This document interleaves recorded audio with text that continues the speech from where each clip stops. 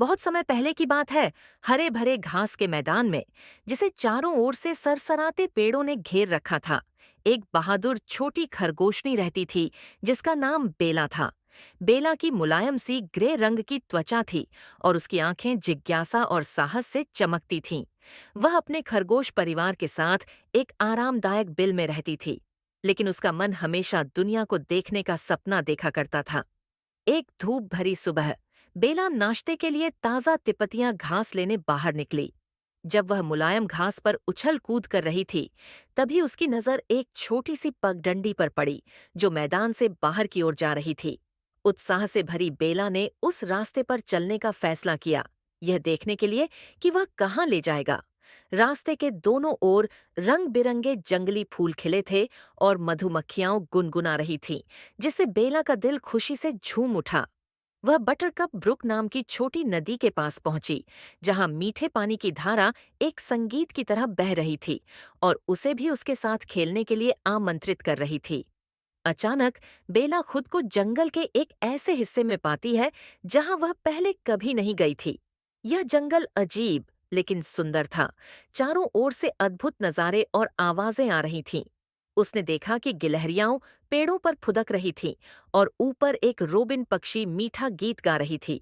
जैसे जैसे दिन बीतता गया, बेला को एहसास हुआ कि वह अपने परिवार से बहुत दूर आ गई है। जब रात में तारे आकाश में टिमटिमाने लगे, तो उसने फैसला किया कि अब आराम करने का समय हो गया है। एक विशाल ओक के पेड़ के नीचे उसे एक गड्ढा मिला, जिसमें मुलायम काई बिछी थी। वहीं वह सो गई। सुबह बेला की आंख खुली तो देखा कि उसके चारों ओर नए दोस्त इकट्ठा थे। एक फुर्तीला गिलहरी, एक बूढ़ा लेकिन समझदार कछुआ और एक चंचल नीलकंठ पक्षी। उन्होंने मिलकर कहानियां सुनाई, जामुन खाए और खूब हंसी मजाक किया, जिससे बेला का दिल खुशी से भर गया। अंततः बेला ने फैसला किया कि अब अपने परिवार के पास लौटना चाहिए। उसने अपने नए दोस्तों को गले लगाया और वादा किया कि वह फिर मिलने आएगा। जैसे जैसे सूरज ऊपर चढ़ा, बेला जानी पहचानी पगडंडियों पर चलती रही। चारों ओर के पेड़ जैसे उसकी हिम्मत की सराहना कर रहे थे। उनके पत्ते सरसराते हुए तालियां बजा रहे थे।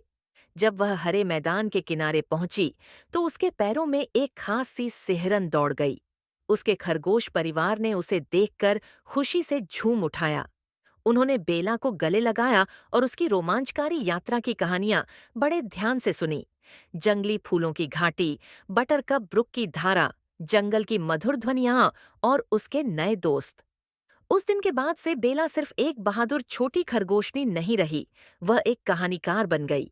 हर शाम पूरा मैदान इकट्ठा होकर उसकी कहानियां सुनता, यह याद दिलाने के लिए कि छोटे छोटे पांव भी दुनिया में बड़ी छाप छोड़ सकते हैं।